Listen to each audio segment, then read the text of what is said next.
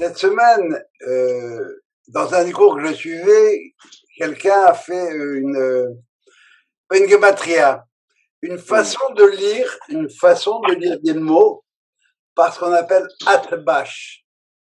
Alors, atbash, Aleph, c'est la première lettre de l'alphabet. Et tête la dernière. Tête, tav, pas tête. Tav la dernière. Bet, c'est la deuxième. Shin, c'est l'avant-dernière. OK? Ce principe-là, d'abord, on s'en sert à quel moment? On s'en sert pour fixer les jours de la semaine où vont tomber les fêtes. Et à partir de Pessah, qui est l'élément fondateur. Alors, At, le Aleph, le premier jour de Pessah, c'est le même jour, tombe le même jour de la semaine que Tav, Tisha B'Av. Bet, le deuxième jour de Pessah, c'est Shavuot. Ça va? Etc. Alors, moi, j'ai cherché une traduction française de Atbash et j'ai trouvé Azbay. C'est ta queue. Le premier, hein? Ouais. C'est compris le premier principe ou pas? Ouais. Première lettre à la dernière, deuxième à la dernière, troisième à la pénultième. Ça va? Alors, Asbi. Y, eh bien, je vais le lire, non, en anglais, on lit en anglais, oui. Ok. Donc, c'est un truc qui est bilingue. Az, c'est en hébreu, alors, Bay en hébreu, ciao. Et en français, à partir des lettres. Az, Bay. Voilà. Vous êtes prêts à démarrer? On démarre. On démarre. J'aurais aimé avoir un séminaire sur ça. Va. Un séminaire. Comme elle a dit Sophie démarrer. Bon, donnez-moi une seconde. Et parce que Pierre traînait. Tu la Sorbonne, hein? Tu la Sorbonne, Coco. Eh ben oui. Donnez-moi une seconde, je m'organise. Tu continues comme ça, on atteint les retardataires, on leur donne une petite chance. J'ai appris pour la première fois pour quelle raison ça prend 10 personnes pour le Minyan. On apprend à partir de la révolte des explorateurs. Non. Non, j'ai entendu une autre explication, qui est celle qui a été donnée par Delphine Orviller, et qui est dans le dialogue entre Abraham et Dieu pour Sodome. Si je trouve 50 justes, 40 justes, le mignon que Dieu est prêt à accepter, c'est 10 justes. Tu as raison. C'est pas moi qui ai raison, c'est Delphine qui a raison. Non, ça veut dire que bon, tu me remets en mémoire quelque chose, mais après ça, ce qu'on parle là, quand on parle, ça c'est pour montrer la grandeur d'Abraham. Il y en a une autre, c'est que on traite l'assemblée des explorateurs comme une mauvaise assemblée. Or, les méchants, ils étaient à ce moment-là, ils étaient 12. Voilà. Non, il y avait 2 gentils et 10 méchants. C'est ça, il y avait 2 gentils et 10 méchants. C'est ça. Ça, c'est une première chose. Et l'autre que je vais vouloir, c'est celle-là. En temps et lieu, je vous rappelle les textes. Je vais prendre quelques minutes, on va se souvenir des textes.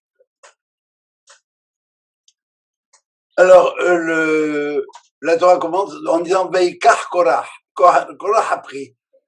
On ne dit pas ce qu'il a pris. Mais on nous dit qui est Korah. C'est le fils de Yitzhak ben Kehat ben Levi, donc c'est un grand. Et c'est vrai que pour la tradition, Korah, il aurait pu être à la place de Moshe. C'est un grand. Il va prendre avec lui Datan et Abiran. C'est 2 noms que vous devriez connaître. C'est les perpétuels râleurs, les perpétuels faiseurs de troubles. C'est les 2 qui se disputaient en Égypte et qui ont dit à Moïse, tu veux nous tuer quand tu es l'autre.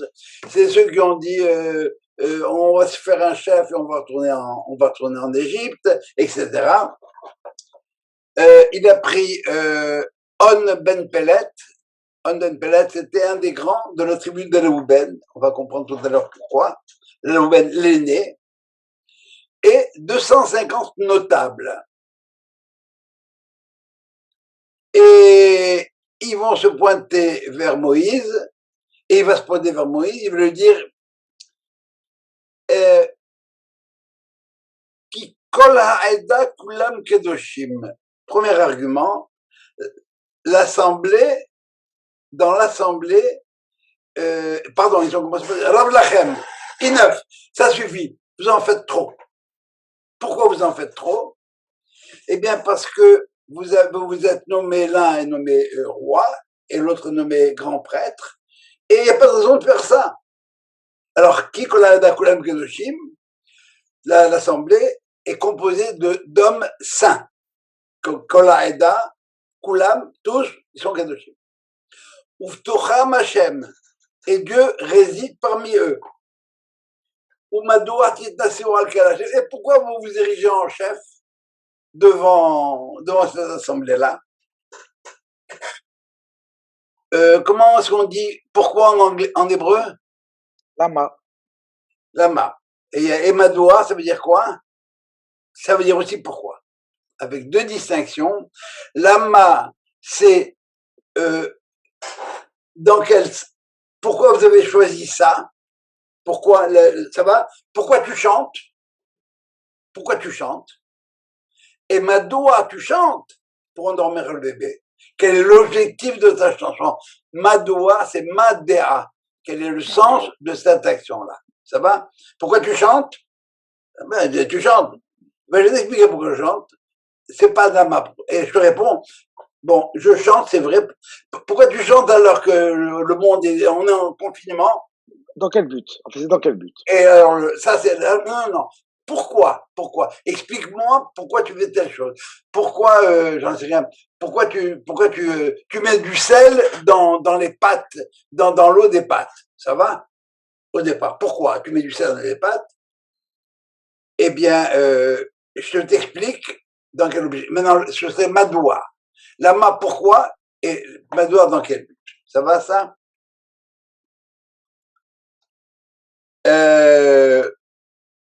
Réaction de Moïse, il tombe face à terre.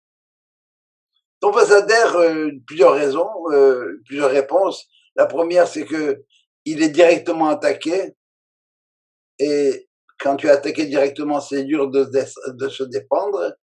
La deuxième raison, c'est que il a entendu des rumeurs comme quoi les gens l'accusaient d'avoir des rapports avec leurs femmes.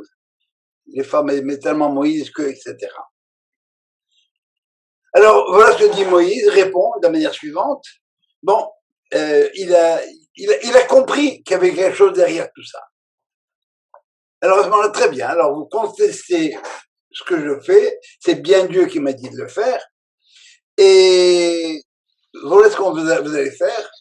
Vous allez prendre chacun un encensoir, vous mettre le feu dedans et mettre de l'encens dessus.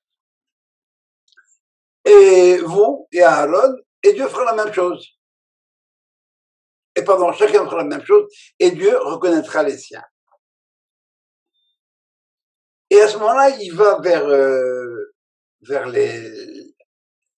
Korach et il lui explique, vous les Lévites, vous avez été choisis pour participer au culte et servir le peuple. Et en plus, vous voulez la prêtrise. On verra cet texte-là en détail tout à l'heure. C'est contre Dieu que vous vous rebellez. Et Korach ne répond pas, il va chercher les gros bras d'Atan et Abiran, et puis eux aussi disent on veut rien savoir de tout ça. Mais Korach accepte le jugement de Dieu, qu'on appelle une ordalie. Il fait venir ses hommes, Dieu intervient, et il dit à Moïse et Aaron, cassez-vous, sortez de là, je vais détruire tout ce monde-là. Je veux l'anéantir tout de suite. Moïse et Aaron prient encore Dieu, ils disent quoi? Il y a un qui fait des blagues et tu veux plus dire tout le monde. Alors Dieu répond très bien. Demande au peuple de sortir de là. Parce que tout le peuple est là. Bon, on imagine juste 250 personnes, mais je sais pas, la place de la Concorde est pleine. C'est plein de monde. Comment ça s'appelle à Cuba? La place de la Révolution est remplie de monde. On attend de voir ce qui se passe. Et demande aux gens de sortir de là. Et Moïse retourne encore une fois vers Matan Abiran, il leur dit, les boys, sortez de là, ça va. ça va aborder. Datan Abian refuse parce que le peuple les aurait suivis, bien sûr. Et puis à ce moment-là, Moïse demande au peuple de partir et il va faire une demande bizarre. Moïse fait une demande bizarre. Il dit, cher bon Dieu, si Korah et sa gang meurent de façon quasi naturelle, une crise cardiaque, un infarctus, alors c'est pas toi qui m'as envoyé. Mais si tu crées quelque chose de neuf, une nouvelle création, que la terre s'ouvre et qu'elle les engloutisse, alors à ce moment-là, c'est que ils ont vraiment fauté par rapport à moi, et c'est exactement ce qui va se produire. Korah, Datan et Abiram vont être engloutis par la terre, et un feu va dévorer les 250 personnes, et Dieu demande à Aaron de récupérer les encensoirs pour en faire des feuilles minces et recouvrir l'autel, afin qu'il n'y ait plus de Korah, de gens de Korah dans sa faction en Israël. Voilà le gros, si vous voulez, de l'histoire. Le Pirkei Avot va intervenir et va placer en contexte cette situation-là. De quoi s'agit-il? Il va nous dire Kol mahloket shehi leshem shamaim, toute controverse qui est faite leshem shamaim, au nom de Dieu, que je peux traduire au nom de leshem, ou bien de manière désintéressée, sauf pas leitkayem, elle va perdurer. Et celle qui n'est pas leshem shamaim, en sofa leitkayem, elle ne va pas perdurer. C'est quoi une mahloket leshem shamaim? C'est la mahloket de Hillel et Shammai. Et celle qui n'est pas les Shem Shamaim, c'est celle de Korah. Contre qui? J'écoute. Mais ben non, c'est pas ce qui est écrit. Contre Dieu. Non. Le mahloket entre Korah et sa gang. Korah ba'adato. Et bon, il faut expliquer chaque chose. Hein. C'est contre-intuitif, vraiment contre-intuitif. Pourquoi on ne dit pas Korah et Moshe, mais Korah ba'adato? Ben parce que le schisme est un phénomène qui est contagieux. Les schismes engendrent les schismes. La meilleure preuve, eh bien, le christianisme. Ça, au départ, on a formé schisme par rapport à Israël, et toutes les églises chrétiennes, vous les connaissez, les protestants, les orthodoxes, et tout ce que vous voudrez, les témoins de Jéhovah, etc. C'est un schisme après schisme. Les gens qui ont tendance au schisme, eh bien, voilà, ils n'arrêtent pas de schismer entre eux. Chacun des membres veut lui aussi avoir la même prérogative, si vous voulez. Il veut avoir la dimension. Chacun veut vouloir être le calife à la place du calife, comme dirait M. Gostini. Et ça, on sait que is no good. La mahloket, c'est celle-là. Elle n'arrête pas. Pardon, la mahloket, comme telle, à la fin de compte, elle va exploser comme telle. Les gens ne seront plus là pour se battre entre eux. Pourquoi on compare ça avec la mahloket de Beth Hillel et Beth Shammai, qui, elle est les Shem Shamaim? Ben, ça veut dire quoi les Shem Shamaim? Au nom de quoi? Du ciel. Bon, c'est bien beau. Mais en hébreu, Shamaim, ça veut pas dire le ciel. Oui, ça veut dire le ciel. Mais ça veut dire aussi, c'est fait entre Esh ou Maïm. Dans Rosh Hashanah, on chante Esh ou Maïm, Beshamayim, Baal, etc. Esh ou Maïm. Le but de Hillel et de Shammai, c'est de trouver la raison comme telle. Le lien, la synthèse entre le feu et l'eau. Les deux éléments opposés. Abraham n'est pas Israël. Abraham, c'est l'eau. Isaac, c'est le feu. Abraham n'est pas Hesed et Din, comme on dit d'habitude, ni l'un, ni l'autre, ni Israël. Il faut Yaakov pour faire la synthèse entre les deux. On veut parvenir à une synthèse entre les deux extrêmes. Une autre lecture, si vous voulez, de ça, c'est que les controverses ne vont pas durer parce que Korah et sa gang vont mourir, alors que Hillel et Shammai, eh bien, ils vont continuer à vivre. Donc ça se poursuit. Alors autrement dit, ils vont continuer à se chamailler. Oui, bien sûr. Hillel. Tiens, elle vient de sortir, ça là. Elle est bonne. Elle est pas mal. Il y a qu'à leur noter là, parce que moi je vais l'oublier, c'est sûr. Alors c'est ça. Aujourd'hui, c'est il ou elle. On a réglé le problème, hein. Les transgenres. Bon, bref. Transgendre. On ferme la parenthèse.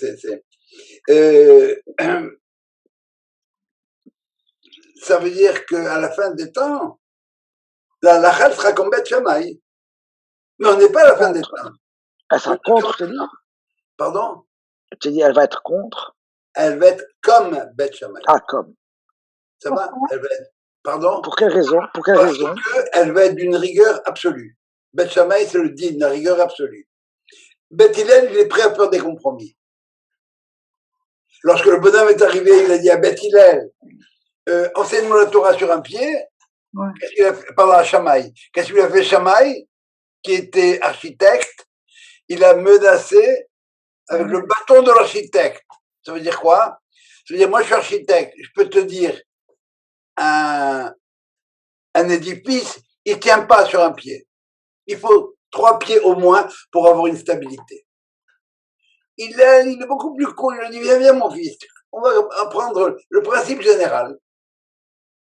Ce que tu aimes pas qu'on te passe, ne le fais pas à ton voisin. Maintenant, le reste, assieds-toi et apprendre. Va apprendre, va. C'est Olmad. Voilà, si vous voulez, comment est-ce que le Pirkei Avot déjà définit que la mahloket de Korah et sa gang, eh bien, c'est quelque chose qui, en fin de compte, ça va partir en fumée. Ça n'aboutira pas. C'est ça. En sofa litkayem. Elle ne peut pas aboutir. C'est comme ça que je viens de traduire en sofa litkayem. Tandis que c'est Hillel Shammai, sofa litkayem. Voilà pour la première partie. Et on va, si vous voulez, maintenant prendre un enseignement du père du Hida, qui nous dit, ben, dans cette histoire-là, on a tous les ingrédients de la révolte. Qu'est-ce qu'il faut pour faire une révolution? Alors, premièrement, il faut un chef, Korah, qui va définir l'idéologie de la révolution. Deuxièmement, on veut 250 notables, des gens bien, qui vont signer une pétition. Ils ne sont pas nécessairement compétents pour signer une pétition, mais ils vont signer une pétition, ils vont s'improviser, si vous voulez, comme experts en la matière. Qu'est-ce que moi je connais des problèmes du pont de l'île aux Tourbes, là-bas, par exemple. Je connais rien. Mais je suis une personnalité. On demande de signer, je signe. Troisièmement, il faut des birionim, on appelle ça en hébreu, des gros bras. Datan et Abiram.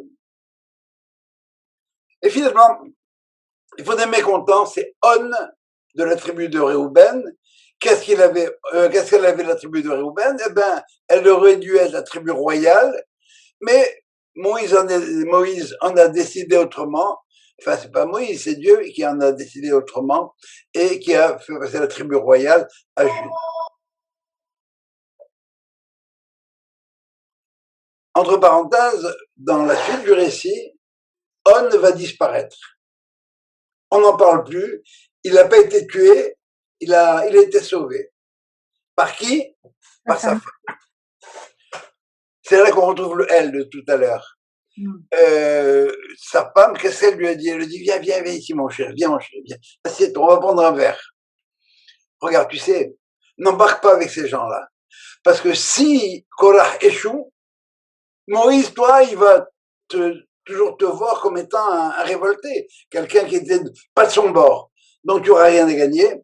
Et si Korah réussit, alors lui, il va tout prendre pour lui. Je le connais, ce type-là. C'est un glouton. Il avale tout. Alors ce qu'elle a fait, elle lui a dit voilà, un autre verre et un troisième verre. Il est allé dormir. Elle s'est enlevé la perruque ou le foulard. Elle était à la porte de la tente. Et quand les gens sont venus, il dort. Et comme ils ont vu une femme, la tête découverte, on reste pas dans une femme qui est quasiment impudique, aussi impudique que ça. Et il se casse. Et comme ça, il a été sauvé. Alors que la femme de Korah, quand elle l'a vu arriver avec les cheveux tondus et tout rasés de pied en cap, je lui dis, dis-moi, tu te trouves pas un peu ridicule, mon chéri? Ah, t'es beau là, déjà. Ah, vraiment, ça te va très bien là. Pas de cheveux, pas de poils, mon vieux, on va. Donc, c'est encore la faute des femmes. Quel était l'objectif de Korah? Eh bien, il veut d'abord discréditer Moïse. Et voilà ce qu'il fait, Veikar Korah. Les Hachamim nous disent la chose suivante, ils nous disent que, qu'est-ce qu'il a pris? Il a pris ce qu'il y avait dans la paracha juste avant. Qu'est-ce qu'il a pris? Il a pris le paracha juste avant, c'est la paracha des Tzitzit. Il a pris sa gangue, il leur a mis un super talet tout bleu. Il est allé voir Moïse, il lui a dit, dis-moi, s'il te plaît, j'ai une question halachique pour toi. Est-ce que ce vêtement tout bleu, il a besoin de tzitzit? Et là, on retrouve l'argument numéro 1.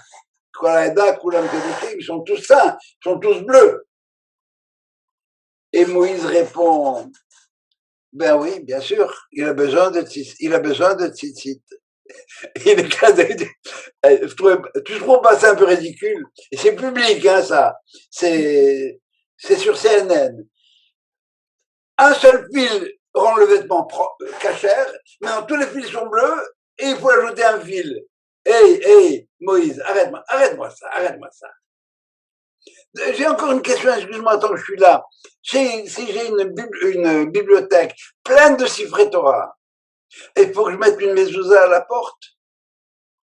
Vous répondez, bien sûr, même scénario.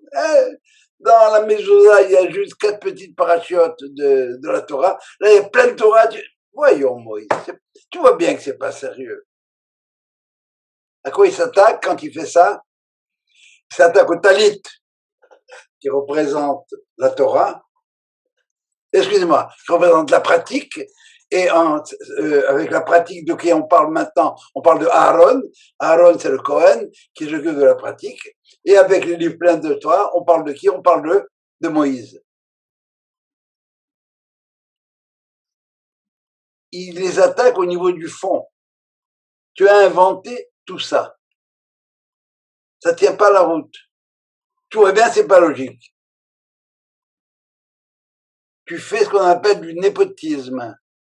Tu as pris ton frère et tu l'as nommé grand prêtre.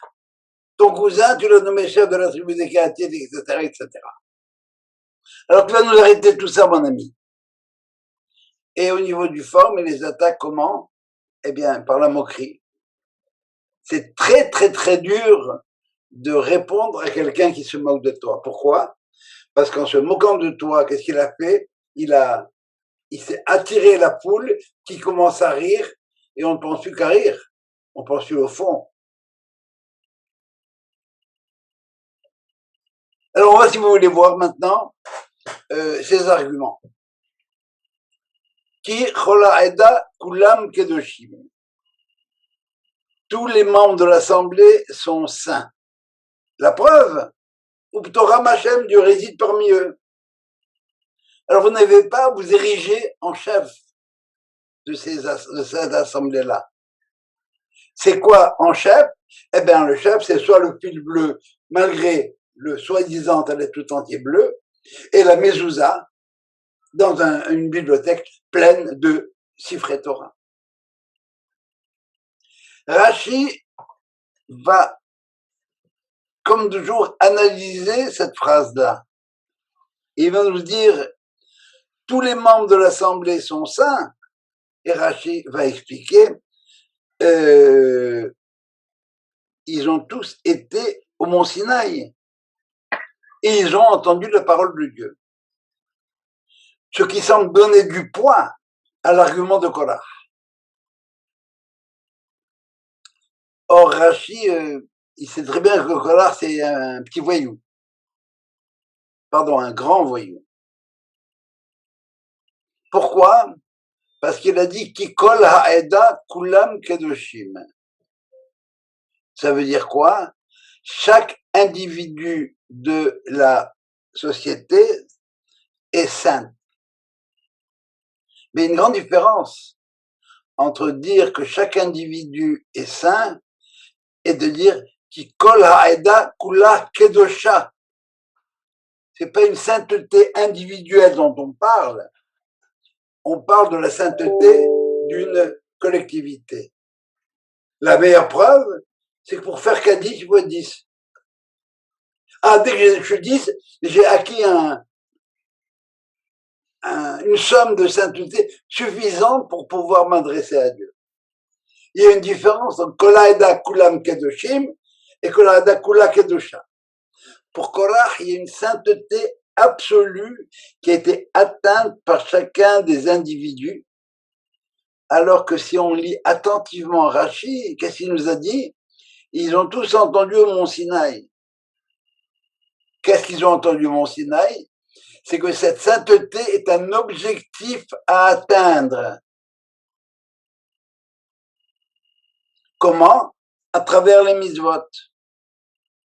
Ils ont entendu au Sinaï, Kedoshim Tiyu, vous serez saints. Comment? Bien par le bleu du talet qui renvoie à la couleur de la mer, qui renvoie à la couleur du ciel, qui renvoie au trône céleste, grâce aux mitzvot qui sont représentés par les fils des tzitzit, eh bien on est capable d'atteindre, si vous voulez, jusqu'au niveau céleste comme tel. Chaque individu participe de cette sainteté globale, c'est vrai. Mais il y a une sainteté qui est relative à chacun des individus. Pourquoi l'encens? Eh bien, c'est le seul élément olfactif dans les sacrifices. Ça veut dire quoi, simplement olfactif, si vous voulez? C'est le seul qui n'a pas participé à la faute d'Adam et Ève. Elle a vu l'arbre, elle l'a touché, elle a mangé, elle a écouté la voix du serpent. L'odeur n'est pas intervenue du tout. La kétorette, si vous voulez, c'est quelque part la nourriture de l'âme elle-même. Et si Korach a accepté le test, c'est qu'il pense qu'il est à ce niveau-là. Il est convaincu de la pureté de son âme. Le second problème qu'on va trouver, si vous voulez, dans l'argument de Korach, rappelez-vous, le premier argument, c'est vrai que l'Assemblée dans son entièreté est sainte, mais individuel, chacun est saint à un degré plus ou moins élevé. On n'a pas atteint le summum de la sainteté. Le second argument, je voudrais le présenter de la manière suivante. Je voudrais lire avec vous chapitre 16.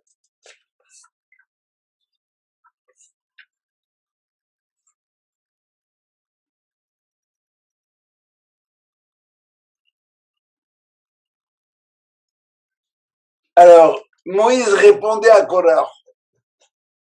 Au début, il lui a dit la chose suivante. Dites-moi, ça vous suffit pas que Dieu vous ait séparé de l'ensemble du peuple d'Israël pour le servir?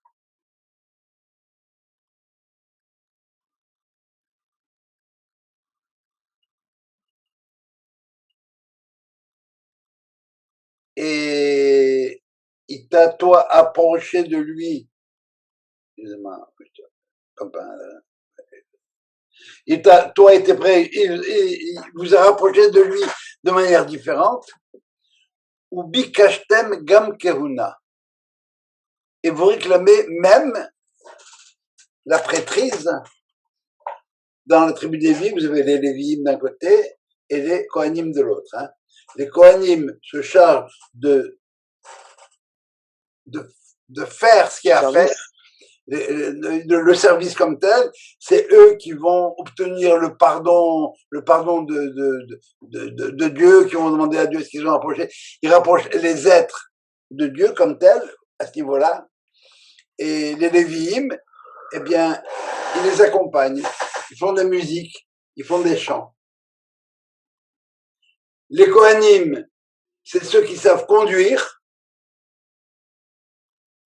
Et les Lévi'im, ce sont ceux qui s'assurent que celui qui conduit respecte le code de la route.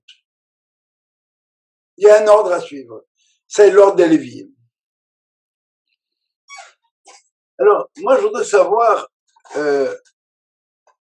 comment est-ce que Moïse, comme tel, sait que Korach réclame la prêtrise. Il n'y a rien dans son argumentaire qui fait qu'il réclame la prêtrise. Il dit que tout le monde est égal. Et pourquoi Moïse en déduit qu'il réclame la prêtrise?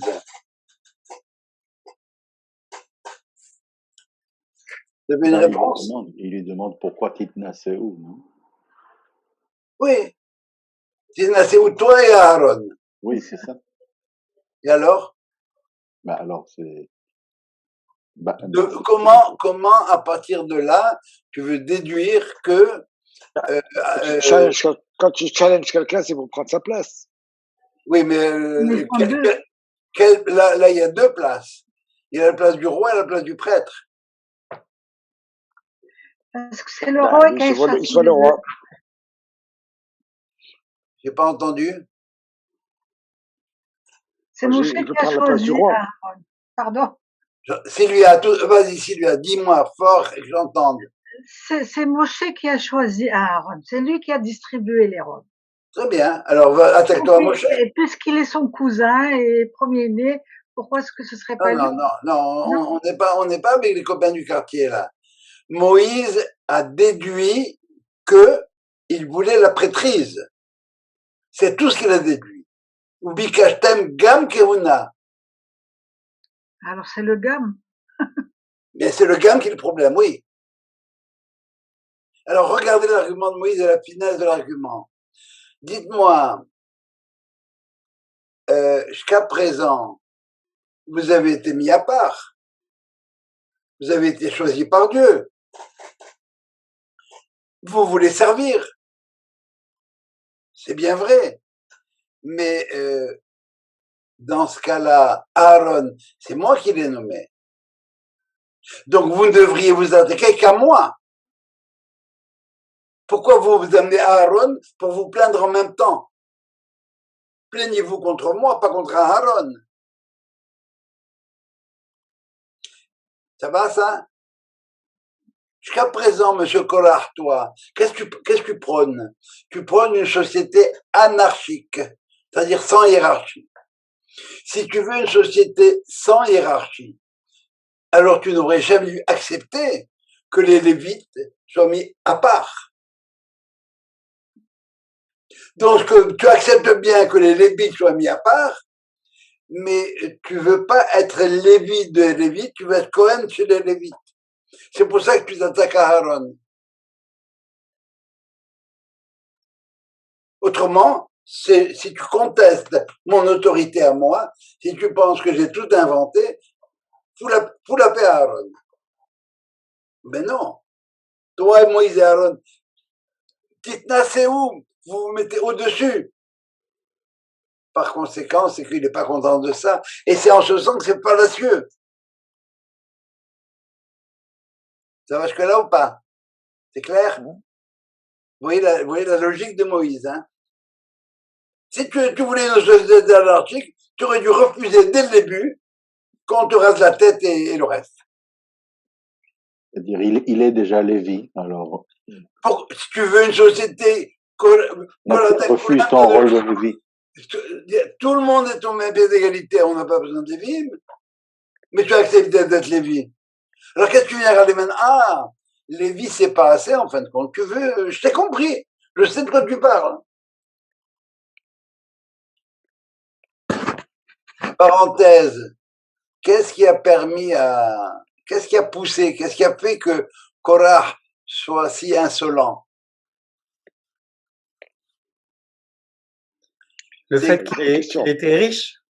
Bravo. C'est la même chose que ce qui a poussé Trump à vouloir être au sommet des tours de Trump, de Trump Towers.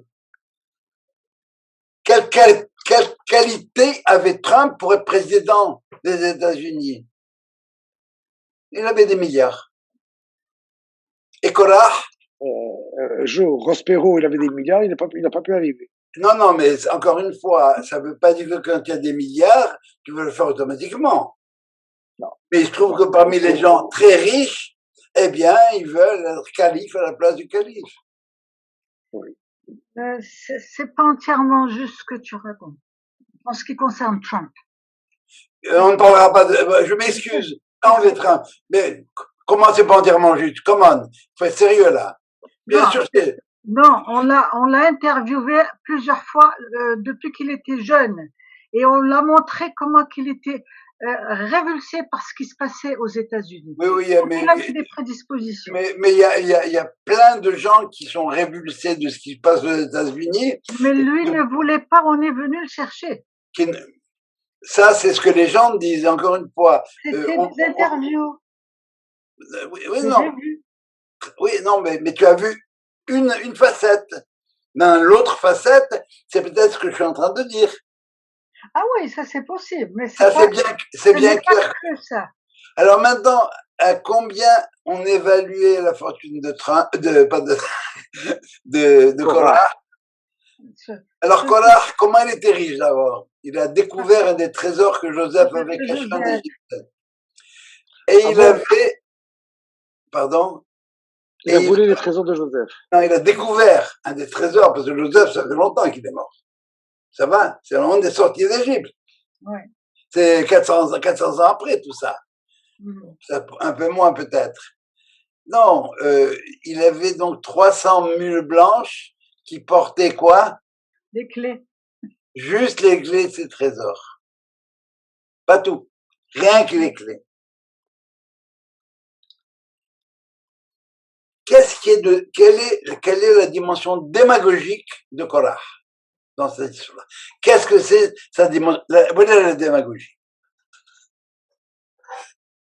Alors, voilà, il a dit Korah Eda Kulam Gadoshim, et ça reprend textuellement ce que Dieu a dit au Mont Sinaï, Vatem Tiyuli Mamlechet Kohanim Vegoy Kadosh. Vous serez pour moi un peuple saint. Mais lui, il a oublié que c'est le peuple qui est saint, il l'a pris individuellement. Ils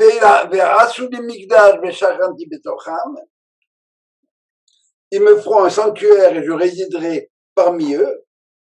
Et c'est ce qu'il a dit. Uvtocham Hashem.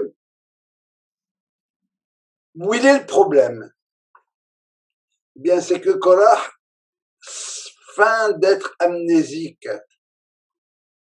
Effectivement, ces deux dimensions-là, la sainteté des individus et la résidence de Dieu, c'est le projet de Dieu pour Israël à la fin des temps.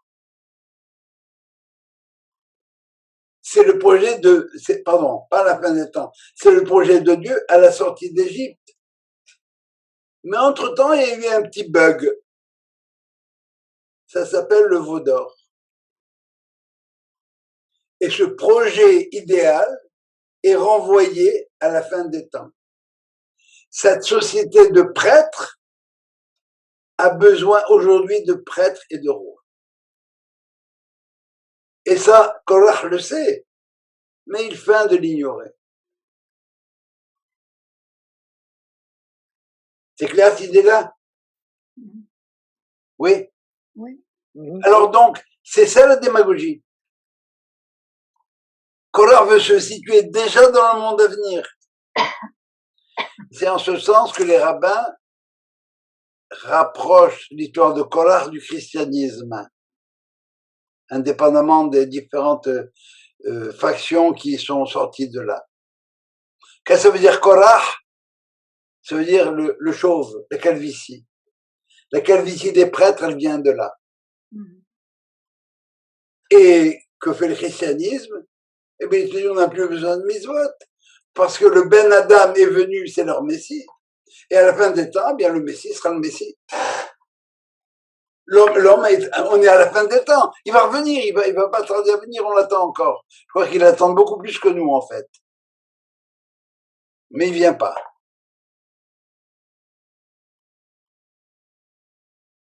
Le Korach, si vous voulez, c'est le premier chrétien. Il est déjà dans le monde du 8e jour. Tout comme les chrétiens. Donc, tout est permis. Tout le monde, même pied d'égalité. Il nous reste à essayer de comprendre. Mais avant ça, est-ce que jusque-là, vous avez des questions? Alors, j'ai une question. Je reviens à cette même question qui me... Voilà, Korach est un homme intelligent. Il a vu les miracles. Il a vu que la relation que Moïse a avec Dieu. Qu'est-ce qu'il voulait faire? Pourquoi il fait ça? Je comprends pas. Tu es un homme intelligent, tu es fortuné. Tu vois un homme comme la statue de Moïse, avec tout ce qu'il a fait, les miracles, et ci, et ça, la colonne de fumée qui obéit au doigt et à la Moïse. Moïse qui fait tout ce qu'il veut, et tu le challenges. Alors, le Pirkei Avot va te répondre, Hakin'a, ve'atava, ve'akavod, motziim et ha'adam min ha'olam. La jalousie, l'envie et la volonté de kavod te font sortir du monde. On peut être très intelligent. Qu'est-ce qu'on fait de notre intelligence? Je veux être calife à la place du calife. Pourquoi lui? Est-ce que, comment dit le proverbe anglais? If you're so smart, why aren't you rich? Si tu es tellement brillant, pourquoi tu n'es pas riche? Parce que mon critère à moi, pour moi, c'est quelque part la richesse. Or, je l'ai. Je vais prouver que j'ai réussi.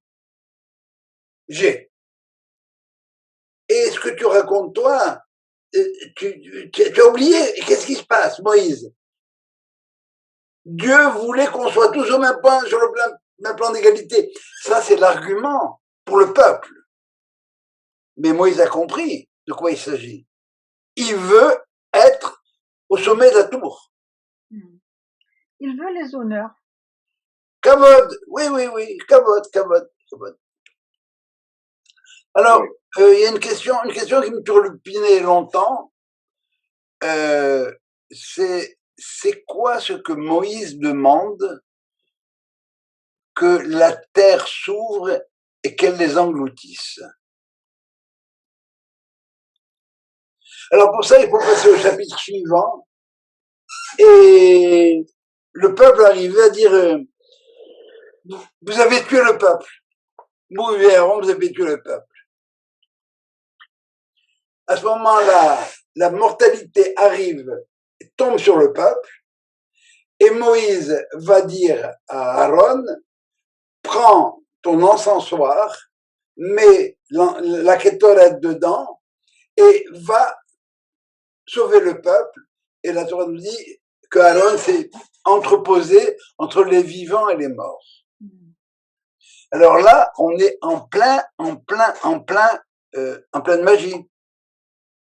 C'est quoi cette histoire de Kétoret qui va sauver de la mort? Vous vous rappelez ce que faisaient nos grands-mères au Maroc?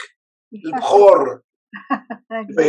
C'est un ersatz d'encens pour, bien sûr. pour enlever le... C'est quoi qu'une plaie arrive et frappe un peuple? Dans ce peuple, tu n'as pas que des gens méchants, tu as des gens gentils, des bons, des très bons même. Sauf qu'ils n'ont pas fait leur boulot. Ils n'ont pas éduqué l'autre. Alors maintenant, quand on prend la kétorette est composée de 11 ingrédients. 10 plus 1. Le 1, c'est ce qu'on appelle la halbona, le galbanum. Si jamais vous avez l'occasion de sentir du galbanum, mettez les masques avant, parce que c'est épouvantable. Le galbanum, ça représente la mauvaise herbe, si j'ose dire. Maintenant que les 10, les grands, les bons, les gentils, ont accepté d'intégrer avec eux les méchants, alors maintenant tous les espoirs sont permis.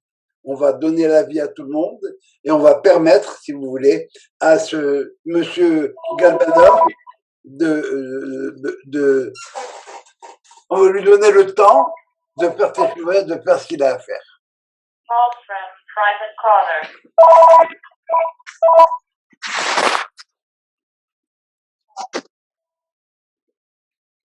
Call from private caller. Est-ce que c'est pas moi qui fais des bêtises? Non, pas moi.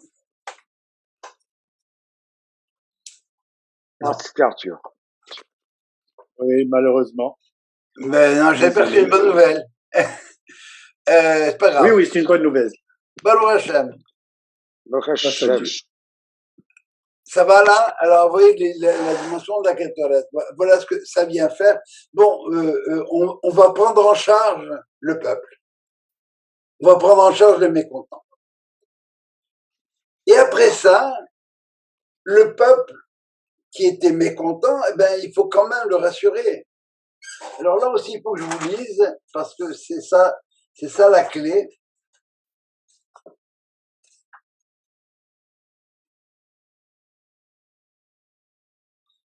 Alors, je vais vous lire en français directement, on va sauver du temps. Dieu dit à Moïse, parle aux enfants d'Israël et prends d'eux un bâton par famille paternelle, de la part de chacun des chefs de famille. Autrement dit, le bâton, le bâté, c'est le bâton de commandement, c'est celui qui appartient au chef de la famille. Ça va? Raché à matot. Les tribus s'appellent des matot, des bâtons, parce qu'ils sont dirigés par un commandant en chef. Et chacun va écrire le nom de sa tribu sur le bâton. Et vous allez les déposer dans la tente d'assignation. Et le lendemain matin, l'homme que j'aurai élu, son bâton fleurira. Et maintenant, tout le monde pourra voir que c'est celui-lui que j'ai élu. Chacun des chefs de tribu lui remet son bâton, et le bâton d'Aaron parmi les 12, parce que Aaron, on a pris pour la tribu d'Aaron, la tribu de Lévi, celui d'Aaron. Le lendemain matin, Moïse rentre dans la tente qu'on appelle la tente d'assignation, et il y avait germé des boutons, et voici qu'avait fleuri le bâton d'Aaron seulement. Alors, il avait germé des boutons, produit des fleurs, mûri des amandes.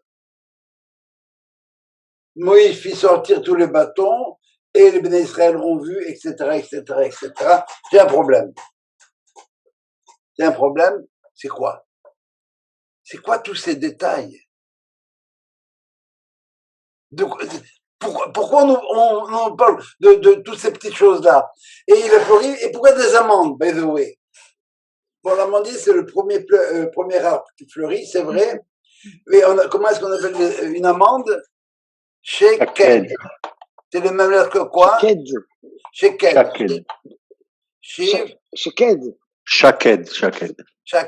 C'est comme Ayelet. C'est comme Ayelet. Ashkedia Porahat.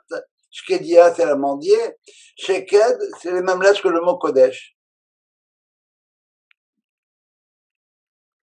Alors, qu'est-ce que ça vient nous dire cette histoire? Pourquoi tous ces détails? Eh bien, parce que il s'agit ici de 3 étapes qui sont chronologiquement successives. Or, ça s'est fait simultanément en même temps. Pour indiquer que le fait que Aaron ait été nommé, ça veut dire que la notion de progrès n'est pas éliminée complètement. Ça n'élimine pas les états antérieurs. Être capable de voir dans le vieillard l'enfant, l'adolescent et l'homme dans la fleur de l'âge, eh bien, c'est avec le Kohen Gadol qui est capable de voir ça. Être Kohen, ça ne supprime pas l'appartenance à Israël. Être de la tribu de Lévi, être Kohen, ça ne supprime pas l'appartenance à la tribu de Lévi, ça ne supprime pas l'appartenance au clan d'Israël.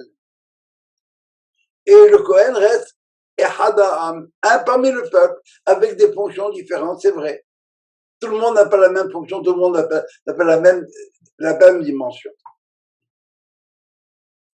Mais je crois que ce qui est en train de, ce que nous dit ce verset-là,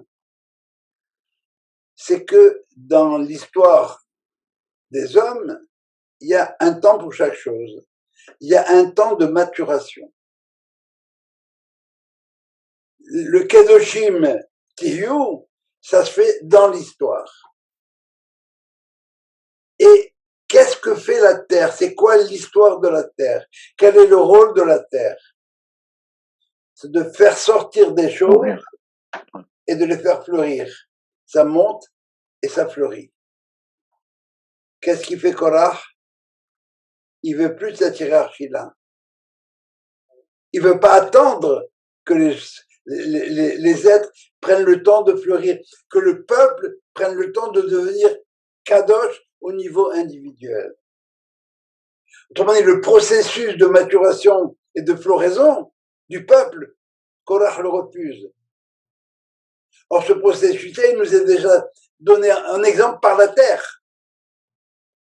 Alors, si tu veux pas reconnaître ce qui est dans l'ordre du naturel de la terre, bien, la terre va s'ouvrir. Et puis, elle va t'engloutir, mon vieux. Tu refuses le processus naturel de la terre, alors tu retournes en bas. Voilà comment je vois que la chose est, cette mission est mida keneged mida. Mais Oui. le bâton de Aaron n'est pas passé par toutes les étapes. Il a sauté toutes les étapes aussi. Absolument pas. Dans l'histoire, Moïse a pris un bâton par famille, par tribu, dont un de la tribu de Lévi. Et c'est le seul qui a fleuri, et que Moïse il a ressorti tous les bâtons, chacun a pris son bâton, mais il leur a montré que le bâton d'Aaron, c'est celui qui avait fleuri. Donc, c'est bien Dieu qui a nommé Aaron. C'est bon? Okay. Est-ce que vous pouvez répéter, vous l'avez déjà dit, mais j'ai pas bien saisi, pourquoi il assume qu'ils veulent le rôle de la Keuna, d'Aaron, puisqu'il n'a pas dit, c'est-à-dire, pourquoi il ne se remet pas lui en question, façon de parler, quoi. Ben justement, il lui dit, si ton argument à toi, c'est qu'on est une société anarchique, c'est-à-dire tout le monde est égal, tu aurais dû commencer à râler le jour où on t'a nommé Lévi, c'est-à-dire après la faute du veau d'or. Oui, mais pourquoi quand il lui dit, pourquoi vous voulez la Keuna? Mais il n'a pas dit qu'il voulait la Keuna. Il a dit pourquoi vous vous élevez par rapport aux autres. Par raisonnement logique. Mm-hmm. Si tu penses que c'est une société anarchique, tu aurais dû refuser d'être mis à part en tant que lévite, mais étant donné que tu n'as pas refusé, donc tu acceptes qu'il y ait une hiérarchie, et ce que tu contextes, c'est autre chose, et ça peut être quoi? C'est la Keuna. Et il lui dit, Aaron Maou, qu'est-ce qu'il a fait Aaron? Il n'a rien fait. Mais vous voulez sa place. Toi, monsieur Gola, tu veux sa place. Tu veux être au sommet de la pyramide des Kohanim. C'est clair? Oui. Sûr? Oui, c'est parce que bon, ok, je voyais pas comment passer de l'un à l'autre, mais c'est bon. Ça veut dire qu'il fait un raisonnement par déduction, quoi. Ouais. Il a compris ce qu'il y avait derrière tout ça. Et il lui dit clairement. Alors, si vous voulez, la fin de cette histoire-là, la Torah nous dit, Velo que korah verhadato. Qu'il n'y ait plus dans l'histoire des histoires dans le peuple, des histoires de korah verhadato. Et les Harmim se posent la question, est-ce que ça c'est une mitzvah ou pas une mitzvah? Et les Harmim sont partagés là-dedans. Autrement dit, est-ce que avoir créé la mahloket, c'est une mitzvah, ou bien éviter la mahloket, c'est une mitzvah ou c'est pas une mitzvah? Eh bien, c'est bien clair, ça dépend de l'objectif. Qu'est-ce que c'est que éviter la mahloket? C'est accepter le dogme. Or, tout le Talmud n'est plein que de mahloket. Oui. Au début de la création du monde, Dieu était en opposition avec les anges. Il y a mahloket dans le monde d'en haut. Mahloket, c'est quoi? Contradiction? Contestation. Ah. Chicane, la chicane. Dans mahloket, vous avez le mot halek, une partie. Et on connaît tous l'histoire de Rabbi Yochanan et de Rish Lakish. La mahloket par excellence. Parce que s'il n'y a pas de mahloket, on n'avance pas. On accepte l'état des choses. Et nous, les Juifs, on n'accepte jamais l'état des choses. On passe notre temps à contester. Et c'est très sain. Mais ça dépend dans quel esprit on conteste. C'est ça. Je vais vous raconter l'histoire de Rabbi Yochanan de Rish Lakish. Rabbi Yochanan, nous dit la Gemara, était d'une beauté extraordinaire. Et puis, un jour, il était en train de prendre un bain dans le lac de Tibériade ou un autre, lorsqu'une bande de gangsters arrive, dirigée par un monsieur qui s'appelait Rish Lakish. Rish, c'est la tête, Lakish. Lequel Rish Lakish voit une bombe dans l'eau, dit ça là, il faut que j'aille voir. Il plonge, il arrive devant Rabbi Yochanan, et il est subjugué parce que Rabbi Yochanan, il avait pas de pièces, il avait juste un maillot, quoi. Et il lui dit, dis-moi, toi, tu as une beauté qui ne sied pas à un homme, tu as une beauté qui sied à une femme. Et Rabbi Yochanan lui répond, c'est vrai, mais toi aussi, tu as une force, une vigueur, un pouvoir, un drive qui ne tient pas au banditisme. Il sied à la Torah. Alors on va faire un deal. Tu deviens ma havruta, tu travailles avec moi, on étudie la Torah ensemble, et je te donne en mariage ma sœur qui est 100 fois plus belle que moi. Rish Lakish n'a pas su résister, et c'est devenu le compagnon d'études de Rabbi Yochanan, et on voit très souvent dans le Talmud, Rish Lakish et Rabbi Yochanan, qui sont pas en accord l'un avec l'autre. Et puis un jour, Rish Lakish a dépassé les bornes du respect dû à son maître, et il a été puni, il en est mort. Rabbi Yochanan est tombé malade, il avait perdu son compagnon d'études. On lui a envoyé des gens pour étudier avec lui, et puis il a dit, vous me servez à rien. À chaque fois que je dis quelque chose, vous m'apportez 50 arguments pour me prouver que j'ai raison. Alors que Rish Lakish, il m'a apporté 50 arguments pour me dire que j'ai tort. Et c'est là qu'on commençait à discuter. Et comme il n'a pas trouvé de compagnon d'études, il est devenu fou. Il cherchait Rish Lakish. Il était dans la rue, il criait « Bar Lakisha, Bar Lakisha !» les rabbins ont prié et Rabbi Yochanan est mort. Et Markan Loakdin dit de manière très, très subtile, voilà quelqu'un qui est mort d'avoir eu raison. On avait marre d'avoir eu raison. La mahloket, c'est quelque chose de fondamental pour l'avancement, le refus du dogme, encore une fois. Selon moi, il faut que ce soit les Shem Shamaïm, en vue de faire cohabiter l'eau et le feu. Voilà. Est-ce que vous avez des questions? Très intéressant. Le pouvoir, la soif du pouvoir. Oui, d'un côté, la soif du pouvoir et en même temps la dénonciation de la Torah de cette chose-là. Et si vous voulez, l'analyse que la Harim en font. En fin de compte, Korah, j'aurais pu prendre une toute autre approche. Il y a un rabbin qui a un contestataire à la base. Hein. Il dit que Korah, c'est pas un révolutionnaire, c'est un visionnaire. Ce que Korah nous dit, ce que ce rabbin-là nous dit, on a perdu le son, tu nous entends? Oui. Moi, je suis vous m'entendez? Henri, ça va? Oui. Alors, règle ton... Ça va mieux, Henri? Non? Il ne veut pas me répondre. Oui, il ne m'entend pas. Oui, je t'entends maintenant. Ah. Alors, il dit voilà.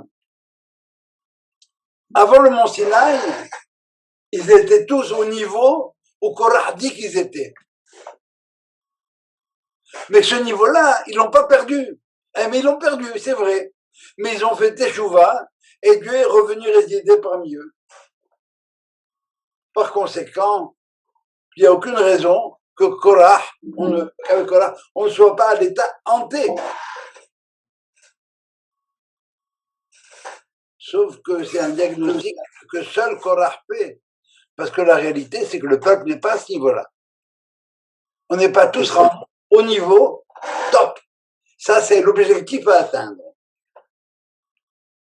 Quelle était la faute de Korah? Ben, c'est une faute d'impatience. Le problème, c'est le même problème qui se pose entre Judas et Joseph. Joseph dit, il faut aller travailler avec les Égyptiens et le monde. Judas dit, on n'approche pas. Qui c'est qui a raison? Les deux, mon capitaine. Mais, il faut savoir à quel moment de l'histoire on se situe. À l'époque de Joseph, c'est Joseph qui avait raison. Mais il s'est rendu compte que il avait raison au moins de vouloir tenter l'expérience. Et il savait lui-même que son expérience n'allait pas marcher, mais on ne pouvait pas faire l'économie de cette tentation. Même chose pour Korah. Il a raison. Et on a un verset qu'on connaît très bien. Tzadik, Katamar, Ifrah, on le chante tous les vendredis soirs. Un tzaddik, comme le palmier fleurira. Or, les dernières lettres de ces mots-là, Tzadik, Katamar, Ifrah, ça forme le mot Korah. Mais ça prend du temps pour qu'il pousse, pour qu'il grimpe, pour qu'il monte, qu'il avance. Korah dit non, on est déjà arrivé. C'est ça le christianisme. Alors, la Torah va nous le dire à un moment donné, elle nous dit, Ouvne Korah l'ometu. Mais les enfants de Korah ne sont pas morts. Ça veut dire quoi? Ça veut dire que les disciples de Korah, il y en a toujours dans l'histoire. Parmi les juifs et parmi les non-juifs. Les chercheurs de troubles, il y en a partout. L'ometu. Mais le deuxième jour, qu'est-ce que c'est le psaume qu'on lit le deuxième jour? Shir Mizmor Livne Korah. un psaume qui est dit par les enfants de Korah, ceux qui sont en perpétuelle recherche de bagarre. Pourquoi le deuxième jour? J'écoute.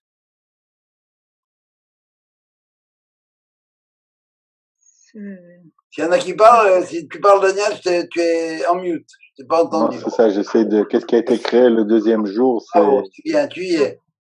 C'est or, et ensuite...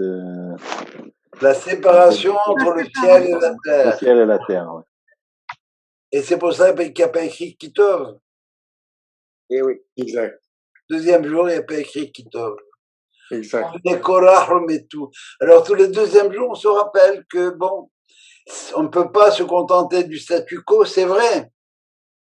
On ne doit pas se contenter du statu quo, c'est vrai, autrement on n'avancerait pas.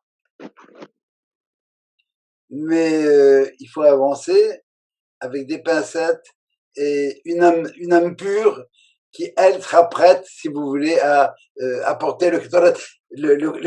Et c'est pour ça, si vous voulez, que Korah n'a pas refusé l'épreuve. Il pensait qu'il était à ce niveau-là. Il avait rêvé que de lui descendrait Samuel. Samuel, il a fait tout le programme de Korah, il l'a fait. Il a balayé tout ce qu'il y avait autour de lui parce que c'est ce qu'il fallait faire à ce moment-là. Mais on n'y était pas encore. Mais donc Korah était de bonne foi, en fait. Alors, oui. il avait, c'est une bonne question. Il avait une très forte intuition, mais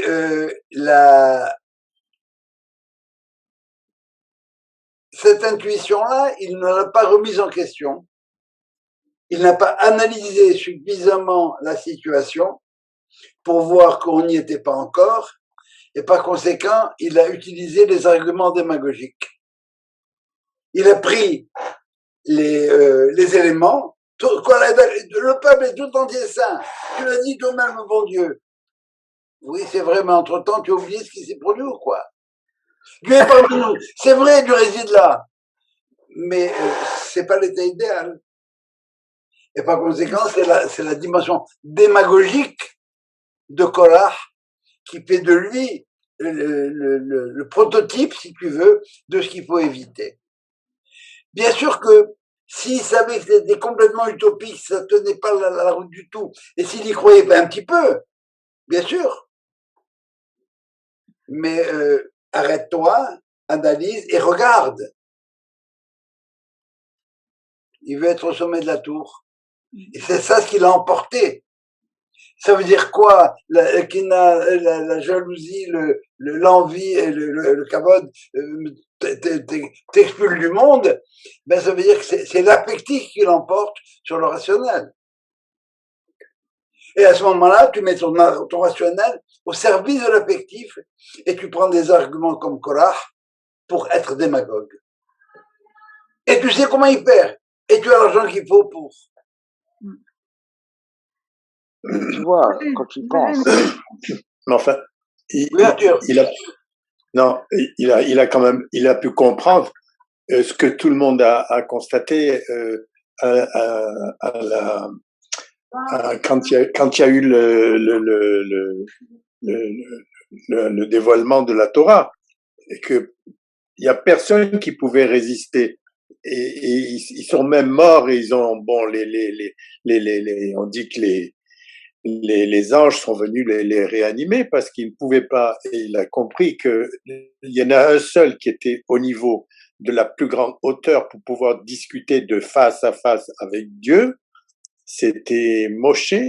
Alors comment il pouvait ne pas comprendre que c'était un cas très particulier et que ça ne le concernait pas? Parce que jusque-là, il montait l'ambition au point de le rendre aveugle d'une évidence que tout le monde s'est rendu compte pendant le don de la Torah. Comment il a pu ne pas l'évidence. Tu comprends? Il n'a jamais nié j'ai envie de dire l'existence de Dieu. Il n'a jamais nié que Dieu a parlé au peuple, mon Sinaï. Il n'a jamais nié à ça.